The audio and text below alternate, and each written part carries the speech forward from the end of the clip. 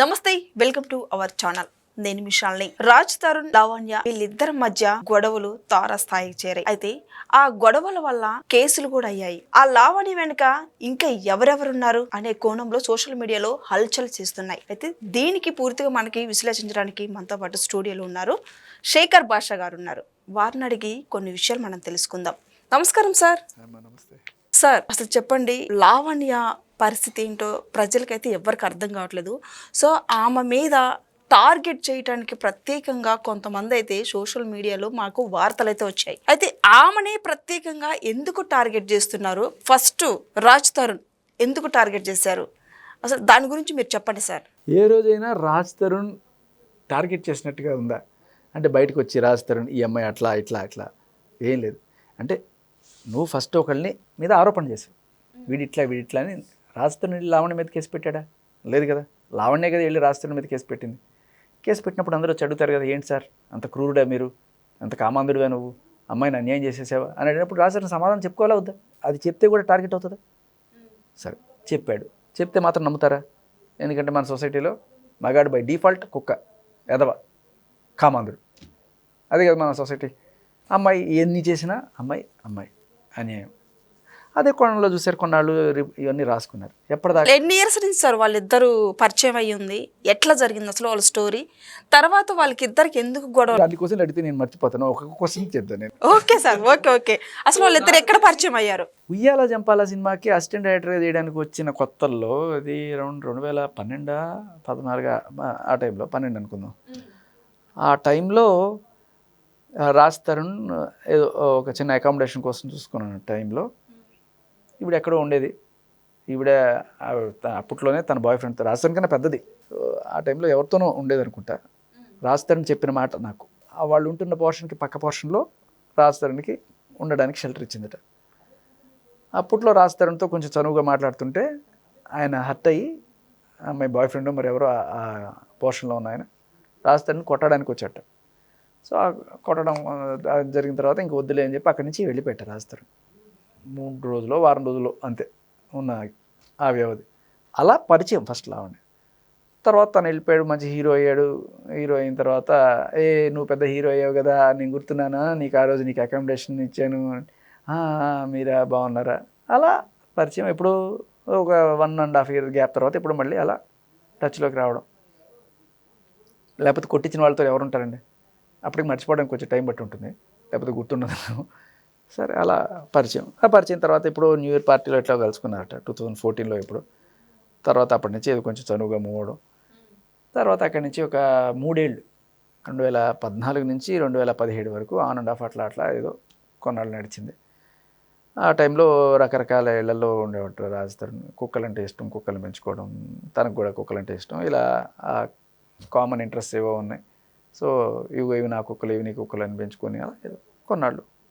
2017 ఆ టైంకి ఈవిడికి చింటూ అనే వ్యక్తితో పరిచయం అయింది, అలియాస్ ఉన్నిత్ రెడ్డి. ఎలా అంటే, మరి రాజ్ తరుణ్ సినిమాలో ట్రై చేసుకుంటున్న టైంలోనే ఈవిడ కూడా సినిమాలో ట్రై చేస్తుంది. చాలామందికి తెలియదు ఏంటంటే, ఈవిడ చాలా సినిమాలో ట్రై చేసింది, 1-2 సినిమాలు కూడా చేసింది. కాకపోతే అప్పటికే ఈవిడికి కొంచెం బ్యాడ్ హ్యాబిట్స్ ఉండడం వల్ల, మీరు ఒక అమ్మాయి ఫోన్ చేసి మాట్లాడినప్పుడు వినుంటారు. ఇంటర్మీడియట్లో ఉండగానే మందు కొట్టడాలు ఇవన్నీ కూడా చేసి, పక్కన అమ్మాయికి బలవంతంగా బ్రేజర్ అలవాటు చేసి ఇదంతా చేసిందని చెప్పి చెప్తుంది. అప్పట్లోనే ఎవరో తనే డైరెక్ట్ చెప్పిందా ఇవన్నీ ఉన్నాయని? మీరు వింటానంటే వాళ్ళ మాటల్లోనే ఉంది. కానీ అమ్మాయి ఇంటర్మీడియట్లో ఈవిడ క్లాస్మేట్. సో ఇప్పుడు లైవ్లో నేను మాట్లాడడం అనేది చూసి ఫోన్ చేసి ఆవిడ గురించి చెప్పడం మొదలుపెట్టింది అనమాట. ఆమె ప్రెగ్నెంట్ అని ఎప్పుడు చెప్తుంది? ఆ మధుకర్ తో ఎన్ని ప్రెగ్నెన్సీస్ పోయినాయో నాకు తెలుసు. నా ముందుల్ని అదేదో ప్రెగ్నెన్సీ టెస్ట్ చేసుకునేది ఉంటది కదా, అది హ్యాండ్ బ్యాగ్లలో పెట్టుకొని తిరిగేది ఆమె. కొత్తగా ప్రెగ్నెంట్, అసలు ఆమెకి మీరన్నట్టు ప్రెగ్నెంట్ వచ్చే ఛాన్సే ఉండదండి. ఇన్ని ప్రెగ్నెన్సీస్ పోయాక బొక్కలోది ఇంకో ప్రెగ్నెంట్ ఎట్లా వస్తుందండి? ఈ జనరేషన్ లో 2 ప్రెగ్నెన్సీ 3 ప్రెగ్నెన్సీ రావడమే మహా ఎక్కువ. సో అందులోనూ అప్పటికే ఆమె డ్రింకర్ అండి. అప్పుడే ఆమె చాలా ఘోరంగా తాగుతుంది. ఎట్లా అంటే ఒక కచ్చా మందు కూడా తాగుతుంది. అట్లా అన్నమాట. ఒకసారి 2011లో ఈయన శ్రీనివాస్ సాయి అని అతను మీకు ఐడియా ఉంటాడు. చాలా మూవీస్ లో యాక్ట్ చేస్తాడు. ఇది సైడ్ క్యారెక్టర్స్ చేస్తాడు. చిన్న చిన్న మూవీస్ లో హీరో కూడా ఉంటాడు. ఆ అబ్బాయితో మా ఇంటికి వచ్చింది. ఆ అబ్బాయితో 1 year రిలేషన్ లో ఉంది మధుకర్ తర్వాత. మధుకర్ తో ఎప్పటి నుంచి ఎప్పటిదాకా చెప్పండి? 2009 to 2010, మాక్సిమం 2010-11 వరకు ఉండొచ్చు. ఇంటర్ అయిపోయిందా? డిగ్రీ ఇంటర్ అయిపోయింది అప్పటికి. ఆమెకి ఇంటర్ అయిపోయింది. హెయిర్ హోస్టెస్ ఏదో కోర్స్ కొనేసి వాళ్ళ అమ్మ వాళ్ళ దగ్గర అప్పట్లోనే డబ్బులు చాలా లక్షలు, 4-5 లక్షల వరకు తీసుకుందండి. నాకు తెలిసిందే మీకు చెప్తున్నా నేను. అక్కడ ఇస్నాపూర్ లో సో ఇలా ఈవిడ అలవాటు చేయడము. సరే అప్పట్లోనే అంటే ఆ టైంలో మధుకర్ వెళ్ళిపోయిన తర్వాత ఎవరో శ్రీనివాస్ సాయి ఏదో చెప్తున్నాడు. ఆ టైంలో అంటే 2012కి ఆయన ఉన్నాడు. ఆయన ఉన్న టైంలో రాజస్థాన్ ఎంటర్ అయ్యాడు. సో ఆయనే రాజస్థాన్ కొట్టాడా మరి ఎవరో తెలియదు. ఆ టైంలో ఆయనతో రిలేషన్లో ఉండే అనేది చెప్తుంది కదా. సరే ఆ తర్వాత రాజస్థాన్ 2014లో బాగా మంచి డిమాండ్ వచ్చిన తర్వాత రాజస్థాన్ని ఫోన్ చేసి మాట్లాడడం గుర్తుందా అని ఏదని చెప్పి తర్వాత పార్టీలో వాటిలో కలవడం, అలా కొంచెం రిలేషన్ గురించి తర్వాత ముందుకెళ్ళి మేబీ పెళ్లి చేసుకుందాం అనుకున్నాడు యాక్చువల్గా రాజస్థాన్. ఆ మాట వాస్తవం. పెళ్లి చేసుకుందాం అనుకుంటే ఈఎంఐ, నాకు పెళ్లి చేసుకునే ఉద్దేశం లేదు, నిన్ను పెళ్ళి ఎందుకు చేసుకుంటానని చెప్పి రిజెక్ట్ చేసింది. అంటే కలిసి ఉందని తప్ప పెళ్ళి అనేది వద్దు అని చెప్పిందే ఈవిడే. దానికి మనకి ప్రూఫ్ కూడా ఉంది. సరే అది అయిపోయింది. తర్వాత ఈవిడ కూడా ట్రై చేసుకుంటుంది. రాజస్థాన్ ఈవిడ రాజస్థాన్ కన్నా ముందే ట్రై చేస్తుంది ఇండస్ట్రీలో. కానీ ఈవిడికి బ్రేక్ రాలే, రాజస్థాన్కి బ్రేక్ వచ్చింది. బట్ ఈవిడికి బ్రేక్ రాకపోవడం ఇంకో కారణం ఏంటంటే అప్పటికే ఈవిడికి ఇన్ని అలవాట్లు ఉండే. షూటింగ్కి పిలిచినప్పుడు టైం కూడా వెళ్ళేది కదట. ఈవిడ బాగా ఒక ప్రముఖ వ్యక్తికి రూమ్మేట్గా ఉండే. వాళ్ళు చెప్తున్నది ఏంటంటే చాలాసార్లు షూటింగ్కి పిలిచినా కూడా ఏ రోజు టైంకి వెళ్లకుండా తనంతటి తన కెరీర్ పాడు చేసుకొని ఎప్పుడు చేసేది కాదు అని చెప్పి. సరే అదయింది. ఇంకా పెద్ద సినిమాలు ఎట్లాగో లేవు, చిన్న చిన్న షార్ట్ ఫిల్మ్స్ చేసుకుంటున్న టైంలో ఈ చింటూ అలియాస్ ఉన్నిత్ రెడ్డి అనే వ్యక్తి పరిచయం. ఆ పరిచయం మరి కొంత ప్రేమగా దారితీసిందని కూడా చెప్పుకోవచ్చు. ఎప్పటికీ 2017 ఆ టైంలో రాజస్థాన్తో వద్దు అనుకుని విడిపోయి ఆ చింటూ అనే వ్యక్తితో మూవ్ ఆన్. ఎందుకంటే మీరు ఆల్రెడీ వినే ఉంటారు, చింటూ మంచం కోళ్ళు అనే ఒక ఆడియో ఆల్రెడీ వచ్చింది. వాళ్ళకి ఎప్పటి నుంచి వాళ్ళకున్న రిలేషన్ అంతా మాట్లాడుతుంది. సరే తర్వాత ఆ చింటూ ద్వారా మస్తాన్ సాయి పరిచయం. మస్తాన్ సాయి అది ఎప్పుడు కొంచెం లేట్గా జరిగింది. బట్ ఈ లోపలే ఈ ప్రీతి ఉదయ్ అనేవాళ్ళు కూడా పరిచయం. సో అలా ఆ ప్రీతి ఉదయ్ పరిచయం అయినప్పుడు ఆ ప్రీతికి బలవంతంగా డ్రగ్స్ ఇవ్వడము, ఆ ఉదయ్ ఫోన్ గుంజుకొని ప్రీతికి ఉదయ్కి సంబంధించిన వీడియోస్ తీసుకొని వాళ్ళని బ్లాక్మెయిల్ చేయడము, ఇటువంటివన్నీ కూడా ఆ టైంలో జరిగితే వాళ్ళు వెళ్ళి కేసులు పెట్టడానికి ట్రై చేయడం, ఇవన్నీ కూడా జరిగినాయి. అంటే రాజ్ తరుణ్ మీద కేసు పెట్టడం జరిగింది. అది సోషల్ మీడియా మొత్తం వైరల్ అయింది. సో తర్వాత ఈ మస్తాన్ సాయి ఇంకొక చింటూ అని చెప్తున్నారు కదా, మళ్ళీ తర్వాత వాళ్ళిద్దరూ ఆ అమ్మాయినే ప్రత్యేకంగా ఎందుకు టార్గెట్ చేశారు? వాళ్ళు ఎక్కడ టార్గెట్ చేశారమ్మా? కేసు అయితే నడుస్తుంది అంటే రాజ్ తరుణ్ మీద, లావణ్య మీద. సో అది జరిగిన తర్వాతే నెక్స్ట్ మళ్ళీ వీళ్ళిద్దరే ఎందుకు ఎంటర్ అయ్యారు?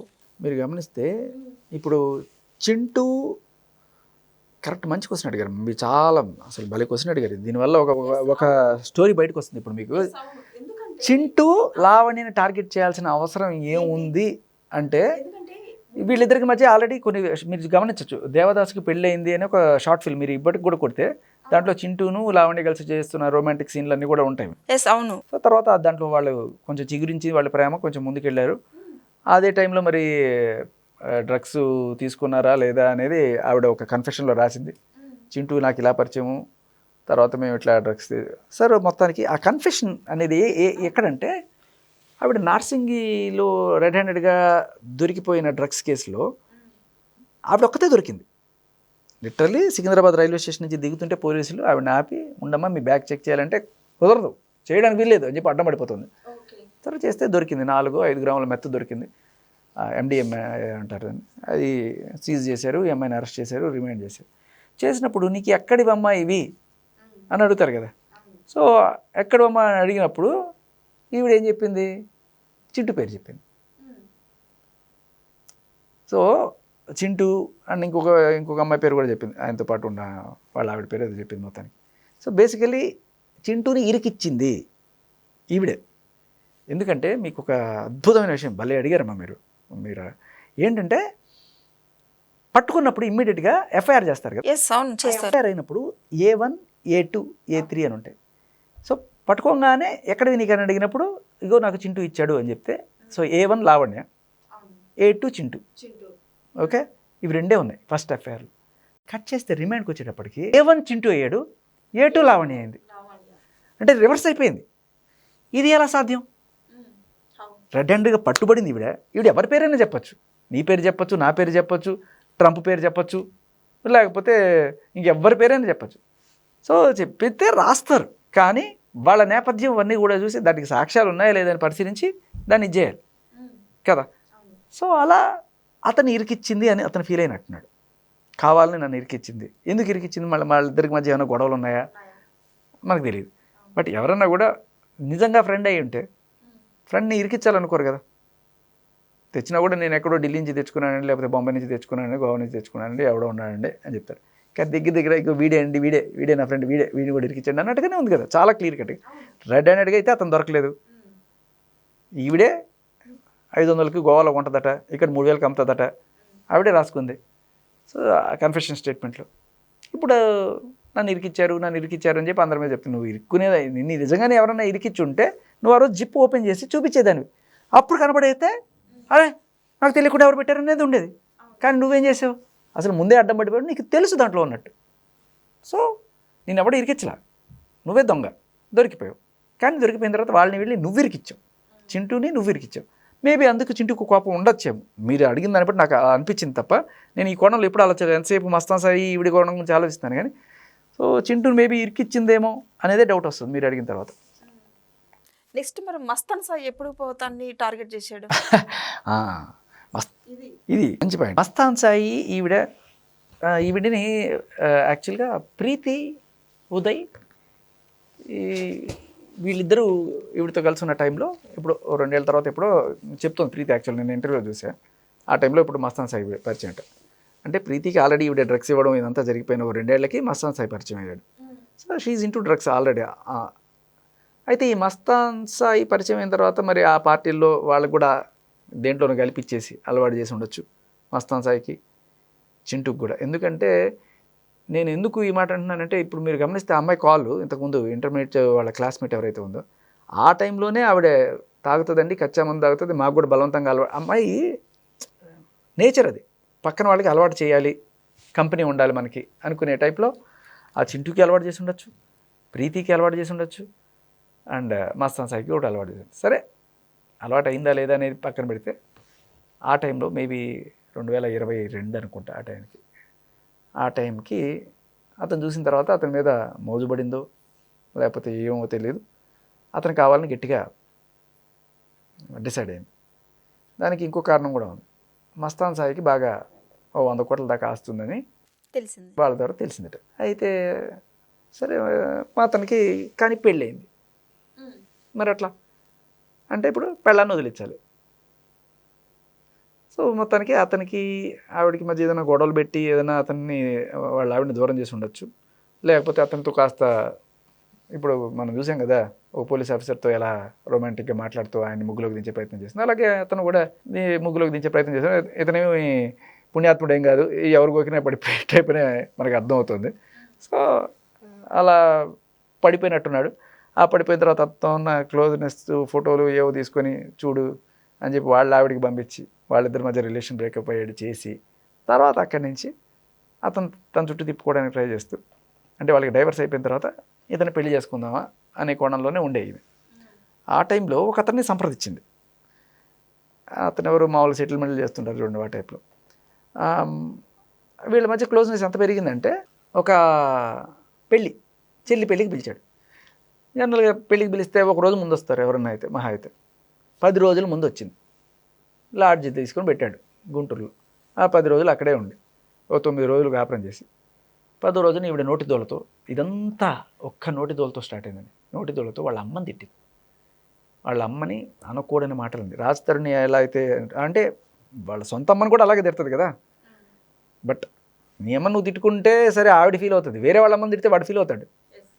జనరల్గా మగాడికి అమ్మని తిడితే ఇంకా కోపం వస్తుంది. బాగా గట్టి కొట్టేశాడు. మీరు అడిగిన క్వశ్చన్ ఇక్కడే, ఎందుకు మస్తాన్ సాయి ఆమెను టార్గెట్ చేశాడంటే ఈవిడ నోటి దూల వల్ల పెచ్చ పీకుడు పీకెట్, బ్లాక్ అండ్ బ్లూ మొత్తం ఒళ్ళంతా కమిలిపెట్టి కొట్టాడు.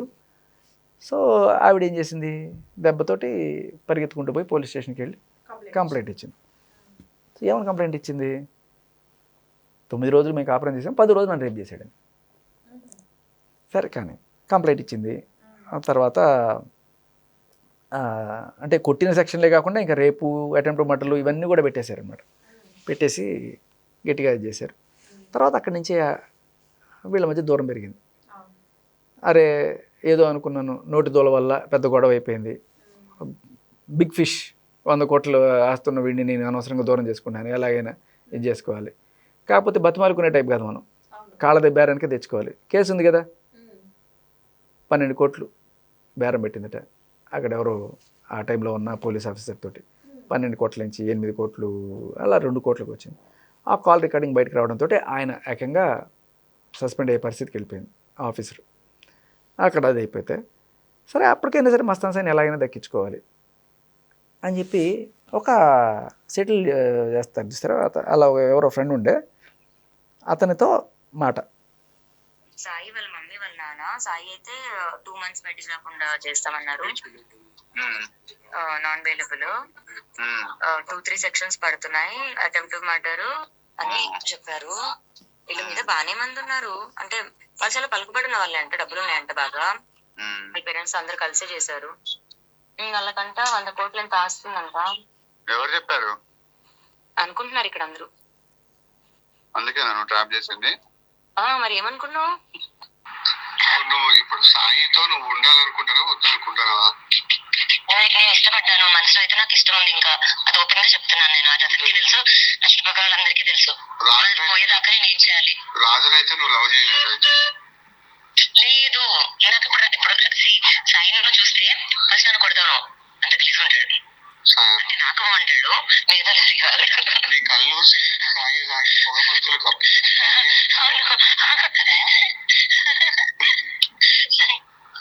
లంగ్స్ చెక్ చేసుకో, ముందు హెచ్ఆర్ సిటీ స్కాన్ చేయించుకో, లంగ్స్ ఎంతవరకు డ్యామేజ్ అయినా చూపించుకో ఫస్ట్ అయితే నువ్వు. హలో, ఇంకా నువ్వు మరి పోయేటట్టున్నాడు, సాయం పెళ్లి చేసుకుంటాడు, పెళ్లి చేసుకుంటే ఇంకెన్ని రోజులు బతకాలి మరి? తర్వాత బతకాలంటే నువ్వు లంగ్స్ బాగుండాలి. అయ్యా, ఇది నువ్వు నిజంగా వేరే లేకపోతే సినిమాల ప్రభావం ఏమన్నా ఉందా? లేదు, ఇష్టపడ్డా.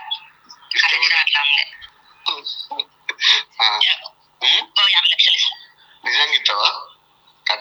కట్టేసి పెళ్లి చేస్తా అనితా నేనైతే చెప్తాను.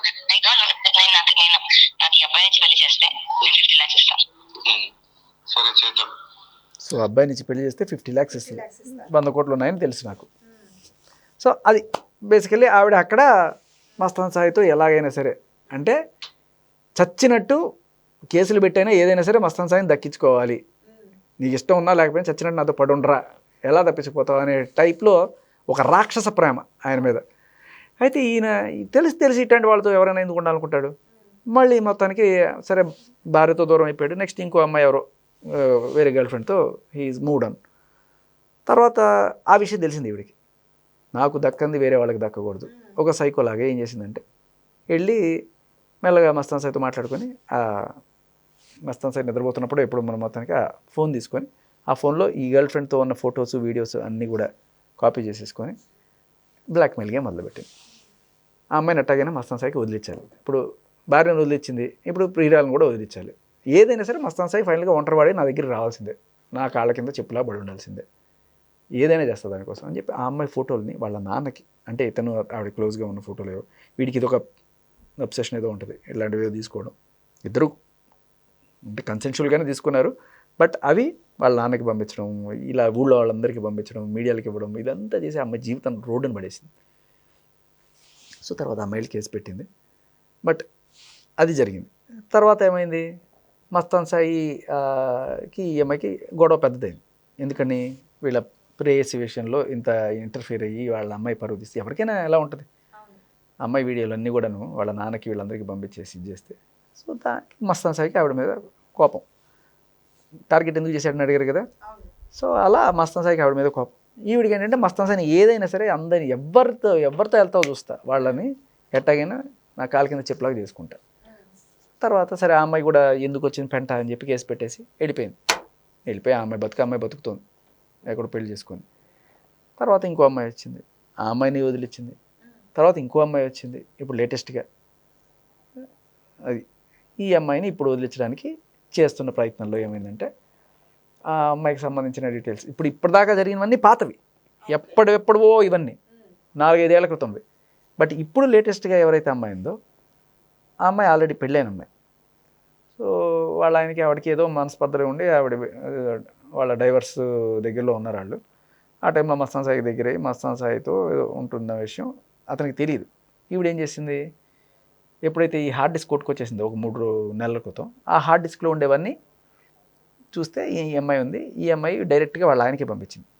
సేమ్ మోడస్ ఆఫ్ ఆపరెండి పంపించి ఇంకా ఆ అమ్మాయి చచ్చిపోయే రేంజ్కి తీసుకొచ్చేసింది. ఆ ప్రెషర్ మళ్ళీ సేమ్ అదే స్టోరీ రిపీట్ అయింది. ఇంతకుముందు అమ్మాయిని ఎలా చేస్తుందో ఈ అమ్మాయిని ఎలా చేసేటప్పుడు మళ్ళీ మస్తాన్ సాయి బస్ట్ అయ్యాడు. బస్ట్ అయ్యి ఎలాగైనా సరే ఈసారి వదిలేదు లేదు, ప్రతిసారి ఇదే అవుతుంది, ఇంతకుముందు అమ్మాయిని ఎట్లా చేసావు ఈ అమ్మాయిని ఎట్లా చేసావు, అందరు అమ్మాయిలు పడుతావు నేను ఒప్పుకునేదని చెప్పి వెళ్ళి పెద్ద గొడవ వేసుకున్నాడు. ఎట్టయినా హార్డ్ డిస్క్ పిక్ రావాలని చెప్పి వెళ్ళిన టైంలో ఆ గొడవలో అతన్ని అరెస్ట్ చేశాడు. అరెస్ట్ చేసి ఆ అబ్బాయిని ఇప్పుడు అటెంప్ట్ మర్డర్ పెట్టారు. సో అది మీరు అడిగిన క్వశ్చన్కి ఆన్సర్. సో మస్తాన్ సాయిని అక్కడతో ఆకుండా టార్గెట్ మీరు వినే ఉంటారు ఇందాక, ఎలా అయినా సరే అతన్ని డ్రగ్స్లో ఇరికించాలని చెప్పి, వాళ్ళ దర్గాలో డ్రగ్స్ ఎలా పెట్టించాలి, అతను ఎలా పట్టించాలి అని చెప్పి మరి ఎవరో పోలీస్ ఆయనతోనో ఎవరితోనో ఒక కుట్రకి తెరలేపుతుంది. విన్నారా మీరు అది? విన్నారా? వినిపించిన. సో ఎలాగైనా సరే అంటే వాడి నాశనం కావాలి, వాడికి జీవితంలో వేరే ఆప్షన్ ఏమైనా కూడా కుక్కలాగా ఫైనల్గా నా దగ్గర పడి ఉండాలి అనేది ఆవిడ కాన్సెప్ట్. అయితే లావణ్య ఒక ఇంటర్వ్యూలో నేను విన్నాను, సో రాజ్ తరుణ్కి సారీ చెప్పింది. ఎందుకు చెప్పింది?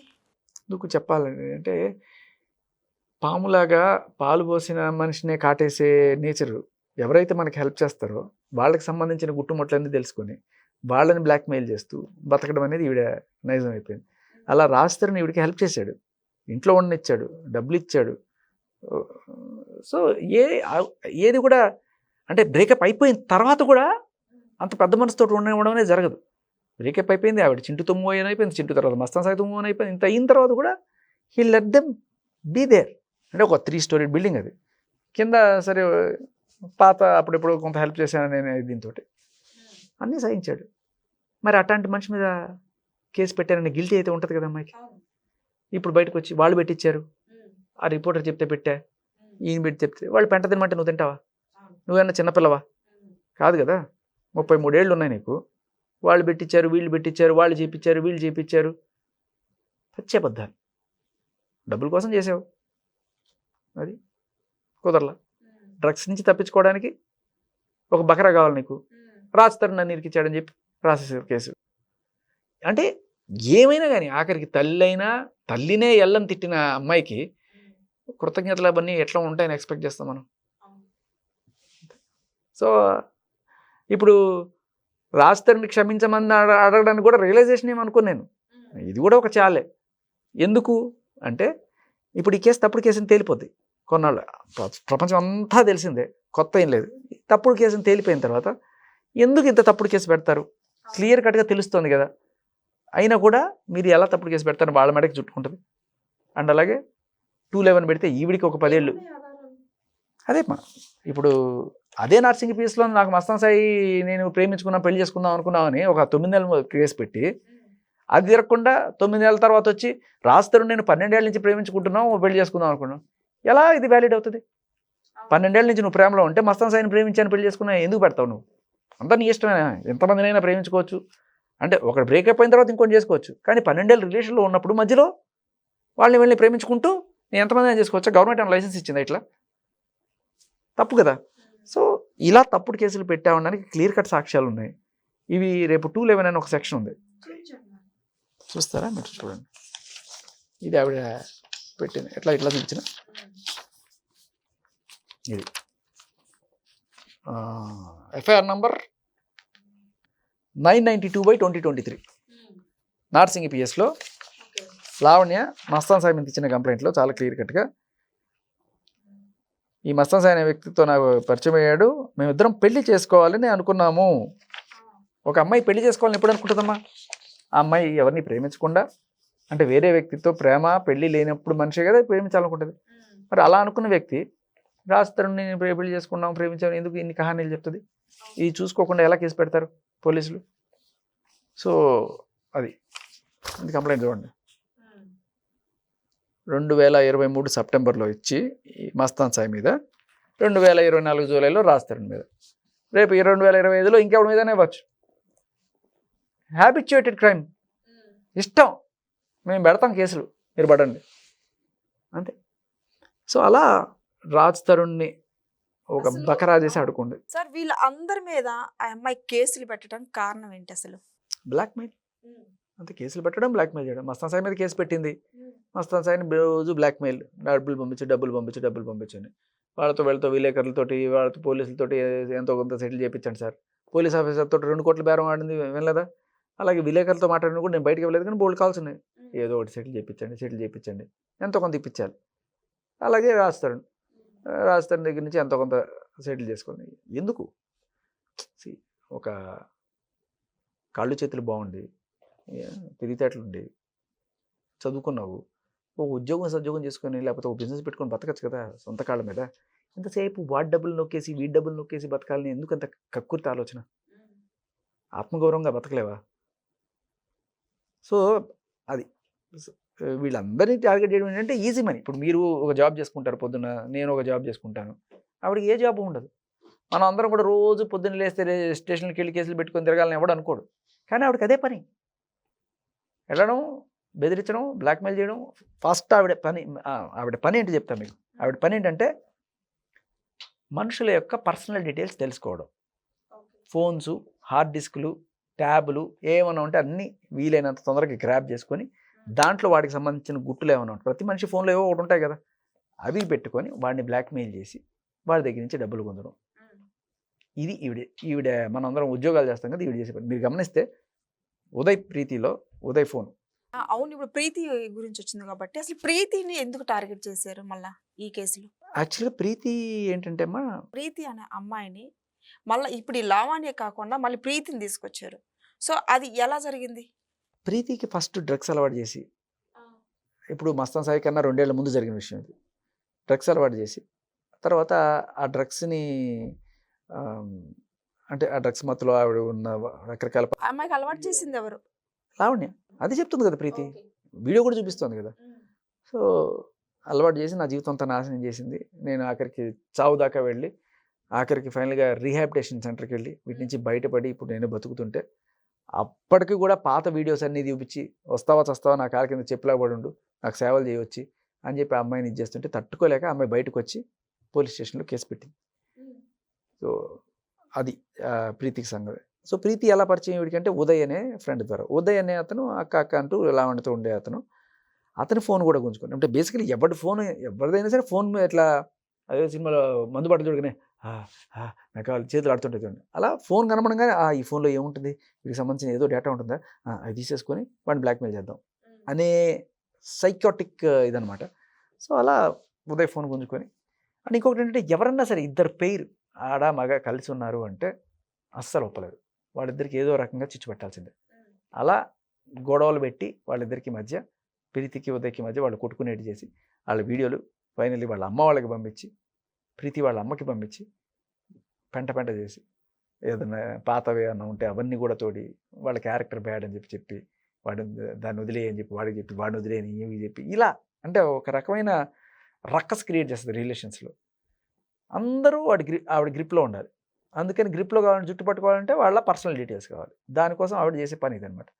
సో ఇలా ఎవరన్నా సరే పోలీస్ ఆఫీసర్తో పర్సనల్స్ కాల్స్ కావచ్చు, ఇవన్నీ కూడా అన్ని రికార్డ్ చేస్తుంది. మొత్తం రికార్డ్ చేసి పెట్టుకొని వాళ్ళ జుట్టు పెట్టుకొని వాళ్ళతో పని చేయించుకుంటుంది. అలా ప్రీతి ఉదయ్ ఈవిడ చట్టంలో చిక్కుకున్నారు. ప్రీతి బయటకు వచ్చి చెప్పడం, అలా మనుషుల జుట్టు చేతిలో పెట్టుకొని వాళ్ళని ఆడించాలి అనడానికి వాళ్ళకి కావాల్సిన మెయిన్ థింగ్ ఏంటంటే ఇవాళ రేపట్లో వాడి ఒక ఫోన్ దొరికిందంటే వాడి జుట్టు మన చేతిలో ఉంటుంది అంతే. ఇదే ఆవిడ ఫిలాసఫీ. సార్ ఇంకొకటి లాస్ట్ అండ్ ఫైనల్గా ఒక క్వశ్చన్ ఉంది. అంటే సోషల్ మీడియాలో వార్తలు అయితే వస్తున్నాయి. అంటే రాజ్ తరుణ్, సారీ మీరు అన్నట్టు పేరు మార్చమన్నారు కదా, మస్తాన్ సాయి, రాజ్ తరుణ్, శేఖర్ భాష. సో మీ ముగ్గురు ఆ అమ్మాయిని ప్రత్యేకంగా టార్గెట్ చేశారని సోషల్ మీడియాలో వార్తలు అయితే గట్టిగా వచ్చాయి. దీని మీద మీరు చెప్పాలంటే ఏం చెప్తారు? మస్తాన్ సాయి మీద కేసు పెట్టింది ఎవరమ్మా?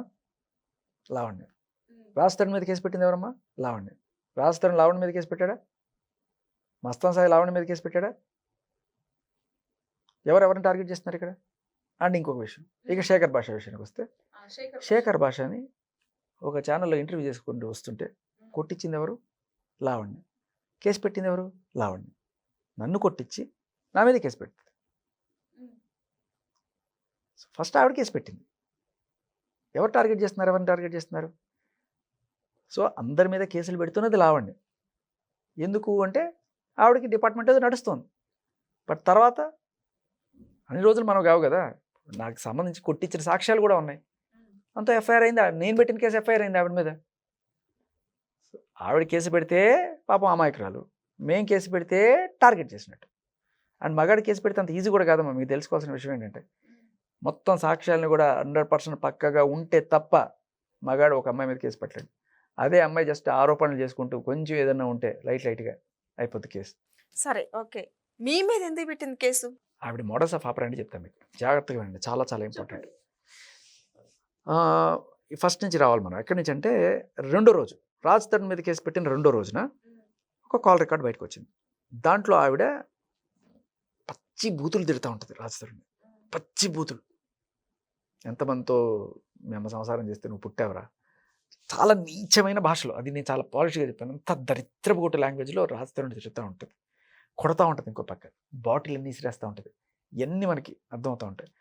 కొట్టేసి తిట్టేసి అంతా చేసేసి ఎందుకు కొడుతున్నావు అని అరుస్తుంటాడు ఒక పక్క రాజ్ తరుణ్. చేస్తుంటే ఇంకో పక్క మనకి రికార్డింగ్లో ఒకటి అనిపిస్తుంది, నమస్తే తెలంగాణ డైల్ 100కి స్వాగతం. ఏంటిది? ఈవిడే కొట్టి, ఈవిడే పచ్చి బూతులు తిట్టి, ఈవిడే 100కి ఫోన్ చేస్తుంది. అది ఈవిడ మోటార్ ఆఫ్ ఆపరేండి. ఎందుకంటే ఒక మగాడు ఎవడు ఫోన్ చేయడు ఆడ నన్ను కొట్టేసిందని చెప్పి, బట్ ఈవిడ కొట్టేసి ఈవిడే ఫోన్ చేసి మళ్ళీ వీళ్ళని బెదిరిస్తూ ఉంటుంది అనమాట. అలాగే నన్ను కూడా కొట్టించి నా మీద కేసు పెడుతుంది. ఇంకొక అద్భుతమైన విషయం చెప్పిన, ఈవిడ మోడల్స్ ఆఫ్ ఆపరేండిలో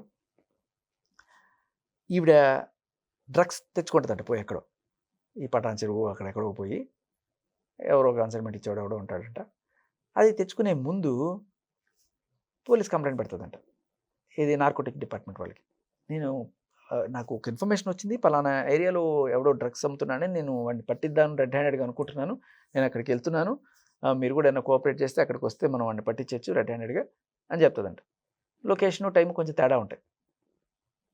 కానీ అక్కడికి వెళ్ళిన తర్వాత ఒకవేళ కాంబో తీసుకొని వచ్చేసి పని చేసుకుంటుంది. ఒకవేళ కనుక వాడిని ఎత్తుక్కుంటే ఎవరైనా పోలీసులు వచ్చినా, అంటే ఈ కంప్లైంట్ వల్ల రాదు, ఈ కంప్లైంట్ చాలా తొందరగా లేట్గా పెడుతుంది అనమాట. అంటే ఇప్పుడు కాసేపట్లో డ్రగ్స్ తెచ్చుకోవడానికి వెళ్తున్నాను అనుకోండి, అప్పుడే పెట్టేస్తుంది అనమాట. అంత తక్కువ టైంలో తెవలేరు కదా, వెళ్ళిపోయి తెచ్చేసుకుంటుంది. అండ్ ఆ ప్లేస్ కూడా పెట్టదు, వేరే ప్లేస్ ఏదో పెడుతుంది. వాళ్ళు ఎక్కడ వీళ్ళు ఎత్తుకాల్సి వస్తుంది ఒకవేళ ఎత్తుకున్నా. కానీ అంత చేసినా కూడా ఎవడో ఒకళ్ళు లావణ్యని ఇరికిద్దామో పట్టిద్దామో అని అనుకుంటే, లేదు అవతల వాడిని లావణ్యకి డ్రగ్స్ ఇచ్చేవాడిని ఎత్తుకుంటూ పట్టించుకున్న వాళ్ళు దానిలో ఈవిడ కూడా దొరికిపోతే ఎలా తప్పించుకోవాలి? వెంటనే పోలీసులు ఈవిడిని పట్టుకున్నా కూడా, రెడ్ హ్యాండెడ్గా డ్రగ్స్తో పట్టుకున్నా కూడా, ఈసారి ఈవిడ దగ్గర ఒక ఆయుధం ఉంది. అదేంటంటే, చూడండి సార్, నేను ఆల్రెడీ పోలీస్ కంప్లైంట్ ఇచ్చాను, నేను దొంగనైతే నేను ఎందుకు కంప్లైంట్ ఇస్తాను? అర్థమైందా మీకు? ఆవిడ తత్వం అది. ఆవిడే కొట్టి ఆవిడే పోలీస్ కంప్లైంట్ ఇస్తుంది, నన్ను కొట్టించి ఆవిడే పోలీస్ కంప్లైంట్ ఇస్తుంది. అలాగే డ్రగ్స్ ఆవిడ డైరెక్ట్గా తెచ్చేసుకునే ముందు పోలీస్ కంప్లైంట్ ఇచ్చి, ఒకవేళ పట్టుకుంటే నేను దొంగనైతే నేను పోలీస్ కంప్లైంట్ ఎందుకు ఇస్తాను సార్, నేను పట్టిద్దామని వచ్చాను, తీసుకోండి, లేకపోతే జేబులు వేసుకుని వెళ్ళిపోతాను. నేను కొట్టించడానికి కారణాలు ఏంటి అసలు? ఆమె వేరే వాళ్ళ చేత నిన్ను కొట్టించడానికి ఆ కారణాలు ఏంటి? ఎందుకు కొట్టించింది? అదమ్మా, ఇప్పుడు నేను ఇట్లా మీతో ఇంటర్వ్యూ చేస్తున్నట్టు ఒక ఛానల్లో ఇంటర్వ్యూ చేస్తున్నాను. సో ఇంటర్వ్యూలు పెరిగిపోయి ఇప్పుడు ఎంత బాగా లేట్ అయిందా, అలా ఆ రోజు బాగా లేట్ అయిపోయి 7-8 ఇంటర్వ్యూలు అయిపోయిన తర్వాత, అప్పట్లో కూడా ఇంకా బిగ్ బాస్ ఆడాడు నడుస్తుంది, బిగ్ బాస్కి వెళ్ళిపోతున్నారా అని అడుగుతున్నారా, వాటి గురించి క్వశ్చన్ కూడా వస్తాయి. సో మంచి టైం అది. ఆవిడ ఎప్పటి నుంచో పొద్దు నుంచి అడుగుతుంటే లేట్ అయ్యి నాకు ఇంకా సరే అమ్మా మీరు అప్పటికైనా వెయిట్ చేస్తున్నాను అంటే ఇంకా పాపం లేడీని అంతసేపు వెయిట్ చేయొచ్చు అని చెప్పి నాకే ఒక గిల్టీ ఫీలింగ్ తోటి నేను వెళ్ళా అక్కడికి, ఆ మీడియా ఛానల్కి వెళ్ళి ఇంటర్వ్యూ చేస్తున్నాం 11-11:30 మధ్యలో. మరి ఈవిడ నా లొకేషన్స్ చూస్తుంది అనుకుంటా, ఎవరో డిపార్ట్మెంట్లో ఎవరో సహకారం ఉంది, సో ఆ ద్వారా నా లొకేషన్ చూస్తుంది వీడు ఎక్కడున్నాడు ఏంటని. ఎందుకంటే వీడికి సంబంధించిన ఆధారాలను మనం బయటపెడుతున్నాం కదా, మస్తాన్ సాయి ఉన్నట్టు ప్రపంచానికి తెలియదు నేను తీసుకొచ్చేదాకా. సో తర్వాత ఈవిడ డ్రగ్స్ భాగవతం, నార్సింగి కేసు, తర్వాత మోకిలాలో కేసు, ఇవన్నీ కూడా రెడ్ హ్యాండెడ్గా పట్టుబడిపోయిన వీడియోలు ఇవన్నీ చేస్తుంటే ఆవిడకి కేసులు డ్యామేజ్ అయిపోతాయి కదా, ఇంక వీడిని ఎలాగైనా ఇరికించాలి అని చెప్పి ఎత్తుకుతూ ఏదో ఒకటి చేసుకుని ఫైనల్గా తట్టుకోలేక చంపేద్దాం, కొట్టించి చంపేద్దాం అని చెప్పి అనుకుందాము. మరి లొకేషన్ ట్రాక్ చేసుకుంటూ కరెక్ట్గా అర్ధరాత్రి 11:30కి ఆవిడకి ఏం పనమ్మా, నేను ఇంటర్వ్యూ చేస్తున్న ఛానల్లో వచ్చేసి గట్టిగా ఆల్రెడీ డ్రగ్లో ఉందనుకుంటా, అరుపులు, పచ్చి బూతులు. ఏ వాళ్ళకి కూడా మీరు ఆ లైవ్ వీడియో చూడొచ్చు, ఆ ఛానల్కి సంబంధించిన వీడియో మీరు వేసుకోండి. ఆంధ్రప్రభ లైవ్ మీరు కొడితే దాంట్లో నేను ఇట్లా కూర్చున్నాను, రూమ్ తలుపేసింది, బయట నుంచి అరుపులు వినబడుతున్నాయి, పచ్చి బూతులు. సో వాళ్ళు ఆపేశారు నన్ను, వద్దు సార్ వెళ్ళాలని. అరిచింది.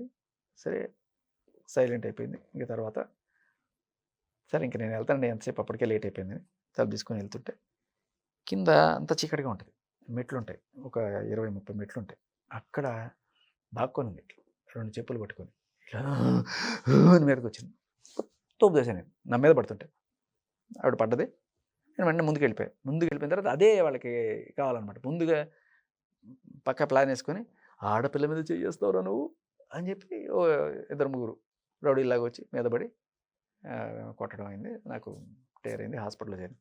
సో ఒకవేళ నిజంగా మీరు ఒకటి గమనించండి, నిజంగా నేను ఆవిడని కొట్టేసి చంపేసి ఉంటే ఏమవ్వాలి, హాస్పిటల్కి వెళ్ళాలి ఎవరన్నా సరే. ఫస్ట్ నీకు దెబ్బ తగిలితే పోలీస్ స్టేషన్కి వెళ్తావా, హాస్పిటల్కి వెళ్తావా? ఈవిడ ఎక్కడికి వెళ్ళింది? సో ఏమీ లేదు అక్కడ, దెబ్బ లేదు, పాడు లేదు, ఏదో ఇట్లా పూసుకొని సార్ కొట్టేసి చంపేసాడు అని చెప్పేసి వెంటనే ఎఫ్ఐఆర్ నా మీద. ఆ తర్వాత పొద్దున్నే మీడియాలోకి వచ్చి చూడండి వీడి మీద ఆ కేసు ఈ కేసు ఏదో చెప్పింది. నేను ఆ టైంలో మీ ఎమోషనల్ ఏంటి మరి? ఆ ఎమోషన్ నేను పోయి హాస్పిటల్లో పడితే, కాంటినెంటల్ హాస్పిటల్లో చేరా ఓ 1 రోజులు. నాకు చాలా అంటే అప్పటి నుంచి నేను పెప్పర్ స్ప్రే క్యారీ చేయడం మొదలుపెట్టా, ఇలాంటి వాళ్ళు రౌడీ మోకులు ఎవరన్నా వస్తారేమో అని చెప్పి. సరే అయిపోయింది, వెళ్ళాను హాస్పిటల్లో. అయిపోయిన తర్వాత అప్పుడు హాస్పిటల్కి వచ్చి ఆ పోలీస్ వాళ్ళు ఎంక్వైరీ చేసుకొని ఓహో దెబ్బలు తగిలిన వీడికి ఆవిడికి కాదు అని చెప్పి వాళ్ళు అప్పుడు రియలైజ్ అయ్యి ఆ ఎమ్మెల్సీ రిపోర్ట్ అంతా తీసుకొని అన్నీ చేసి అప్పుడు వాళ్ళు రివర్స్లో ఆవిడ మీద కేసు పెట్టారు. అది తర్వాత ఒక 4 రోజులకో 1 రోజులకో ఆవిడ మీద కేసు అయింది. దీన్ని టార్గెట్ చేయడం అంటారా? నేను కంప్లైంట్ కూడా రాయలేదు తెలుసా, వాళ్ళే వచ్చి నా చెయ్యిట్లో ఉండింది, వాళ్ళే రాసుకున్నారు కంప్లైంట్, వాళ్ళే ఎమ్మెల్సీ రిపోర్ట్ తీసుకుని వాళ్ళు ఫైల్ చేశారు కంప్లైంట్. అది సో ఎవరెవరిని టార్గెట్ చేస్తున్నారమ్మా, ఈవిడే అందరి మీద కేసులు పెడుతూ, అందరినీ బ్లాక్మెయిల్ చేస్తూ, అందరు ఫోన్లు గుంజుకొని, అమ్మాయిల జీవితాలను రోడ్డును పెడుతూ, అందరినీ టార్గెట్ చేస్తూ ఒక సమాజానికి ఒక చీడ పురుగు, డ్రగ్స్, బ్లాక్మెయిల్, అఫైర్ మంచి మార్గంలో పెట్టడానికి వాళ్ళ పేరెంట్స్ ట్రై చేశారు. అమ్మ మీరు విన్నారు అది, వాళ్ళ అమ్మ చెప్తుంది, అమ్మ ఈ గంజాయి ఎంత వద్దమ్మా మానేసేమ్మా అని చెప్తే వాళ్ళ అమ్మని ఇవన్నీ బంద్ చేసుకోవాలా. ఇదిగో నువ్వు గంజాయి నువ్వు చూసినావా నేను తాగుడు? మమ్మీ ఆగు, మరి నేను ఒక్కసారి చెప్తుంటే వదులుకుంటావు. సో ఇటువంటి మహామహిళ గురించి తప్పు పట్టద్దు మనం, తప్పు పట్ట మీరు ఇందాక అన్నారు కదా, ఇవన్నీ తప్పు పట్టద్దు మనం. ఏమన్నా అనొచ్చు, కన్నా నీచేమన్నా ఉందా? కన్న తల్లిని పట్టుకుని తిట్టే వాళ్ళ ఇది ఒక సింగిల్ సెంటెన్స్లో అడుగుని చెప్పాలంటే ఈ డ్రగ్స్ ఇవన్నీ పక్కన పడేద్దాం. సింగిల్ పాయింట్, కన్న తల్లిని ఎవ్వడన్నా ఆ మాట అనగలరా? మీరు అనగలరా? ఎవ్వడనలేడు ప్రపంచంలో. అది ఆవిడ సంస్కారం. ఇప్పుడు ఒప్పుకున్నారా? తప్పు పట్టకూడదు, తప్పు పట్టారా? పట్టారు మీరు. అలాగే రాజ్ తరుణ్ తల్లిని కూడా మాట్లాడింది, అది తెలుసా? తెలుస్తాయి మీకు. అదే అన్న మీకు తెలియదు కాబట్టి మా చాలా బూతులు ఉంటాయి, బీయింగ్ లేడీ మీరు వినలేరు. విన్న తర్వాత కూడా సరే మీరు అయినా కూడా మన ఇద్దరం బయటకు పోతే ఈవిడ ఉంటుందేమో. ఈవిడ పాపం ఇంకా అంత వెనకేసుకొస్తుంటే ఇది వినాలి మీరు ఖచ్చితంగా. ఆవిడికి జరిగిందంతా కూడా ఆవిడ నోటితో వల్లే జరిగింది. చెప్పనా? ఆవిడ ఇలా తిట్టడం వల్ల మస్తం సాయి కొట్టాడు. అమ్మని తిడితే ఎవడు ఊరుకుంటాడమ్మా? వాళ్ళ అమ్మని ఆవిడ తిట్టుకున్నా కూడా నాకు రగిలిపోతుంది. నేను ఎందుకు సైలెంట్గా ఉన్నాను? నేను కొట్టాను వాళ్ళని. కొట్టావా? ఏదో ట్రై చేశాను నన్ను నేను ప్రొటెక్ట్ చేసుకోవడానికి. వాళ్ళు తప్పించకపోయారు, నేను హాస్పిటల్లో పడ్డాను అంతే. నా మీదకి ఎవడన్నా వస్తే నేను కామ్గా ఎందుకు కొట్టాను? వదిలేండి, పర్లేదు, ఒక జర్నలిస్ట్గా వినండి, మీకు అర్థమవుతుంది. సరే క్లోజ్ చేయండి కానీ సారీ. మీరు వినరు, చూడరు, మాట్లాడుతున్నారు కాబట్టి నేను మీకు వినిపిస్తున్నాను. నిజం తెలియాలి మీకని. ఇక్కడ ఒక చోట ఆవిడ సొంత నోటితో ఉంటుంది ఎంతమంది. సో ఇటువంటివి జరిగినప్పుడమ్మా ఒక మగాడు అనేవాడికి ఒక తల్లి మీద గౌరవం ఉంటుంది. తండ్రి తిట్టినా అంత ఫీల్ అవడు. నీ అబ్బా అంటే ఎవడు ఫీల్ అవడు. అమ్మని తిడితే ఫీల్ అవుతాడు. అది కూడా అంత పచ్చిగా తిడితే చంపేద్దాం అన్నంత కోపం వస్తుంది. ఏ మగాడికైనా కోపం వస్తుంది. ఆ కోపం వల్ల మస్తాన్ సాయి అనేవాడు చెతగొట్టాడు. రాజ్ తరుణ్ అనేవాడు ఎందుకని మూసుకున్నాడు. ఎవరు వచ్చింది? మీ సోషల్ మీడియాలో వస్తే వాళ్ళని అడగాలమ్మా, నన్ను ఎందుకు పెడతారు? నన్ను అడిగితే నేను చెప్తాను, నేను కొట్టానా, తిట్టానంటే తిట్టాను, ఖచ్చితంగా ఇట్లాంటి బూత్ పనులు చేస్తే ఎవడన్నా తిడతాడు. మీరైనా తిడతారు, ఎవరన్నా తిడతారు, అంతే కదా. తప్పుడు పనులు చేస్తే తిడతాం, ఖచ్చితంగా తిడతాం, బరాబర్ తిడతాం. మరి ఒక మీడియాగా, ఒక జర్నలిస్ట్గా, ఒక సోషల్ యాక్టివిస్ట్గా కళ్ళ ముందు జరుగుతున్న తప్పును ప్రశ్నించడం టార్గెట్ అని ఎట్లా అంటారు మీరు? ఎస్, మీరు టార్గెట్ అనుకుంటే ఇటువంటి దరిద్ర పనులు చేసేవాళ్ళు నిజంగానే నేను టార్గెట్ చేస్తాను. అమాయకమైన మగాళ్ళ మీద కేసులు పెట్టి ఇట్లా వాళ్ళ మీద ఎక్స్టార్షన్ చేయాలనుకునే వాళ్ళు ప్రతి ఒక్క అమ్మాయి